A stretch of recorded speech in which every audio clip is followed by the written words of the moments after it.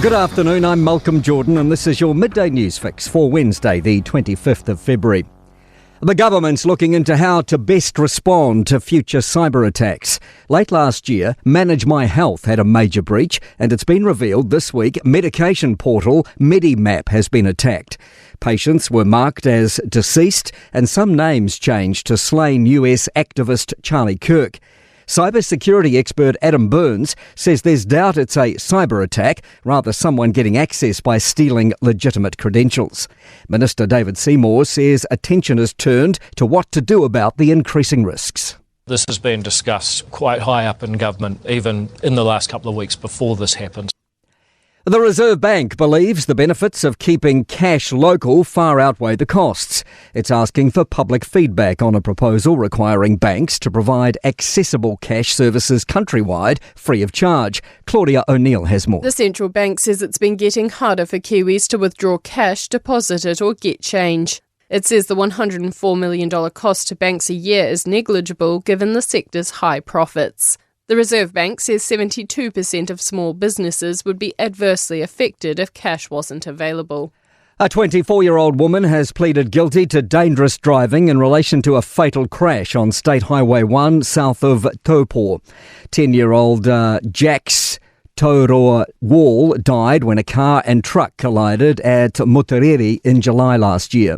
The Waikato Times is reporting the accused is Jax's sister, Casey Tauroa.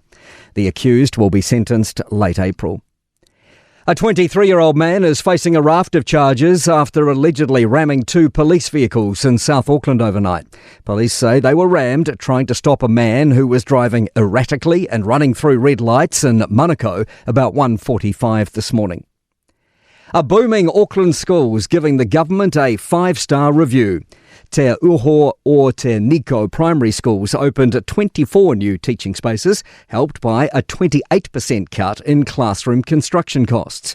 The school has 568 students, expected to rise to 700 by year's end.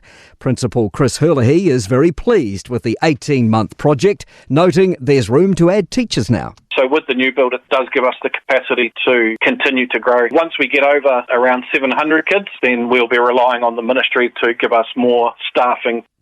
Greens co-leader Marama Davidson says she'd rather not work with Winston Peters. The Greens have called the New Zealand First leader racist for his remarks about one of their MPs in Parliament. Davidson says pulling insults is desperate, comparable to Donald Trump. She says their members will send a clear message about not joining with his party.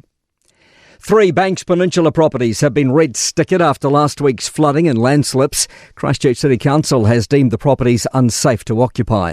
3 others have been yellow-stickered. To sport, Scott Robertson has picked up his first coaching gig since getting dismissed from the All Blacks role last month. He'll guide the Barbarians in June matches against South Africa and Wales. $55,000 raised from a Give a Little page will enable injured Wellington Phoenix women's football striker Sabrita Bhandari to cover the costs of her knee surgery and recovery at a world-leading facility in Qatar. And Newcastle have advanced to the knockout phase of the Champions League with a 9-3 aggregate win over Azerbaijani club Karabakh. I'm Malcolm Jordan. That's your latest news fix. We'll be back with the next update at 5 p.m. from the Newstalk ZB newsroom.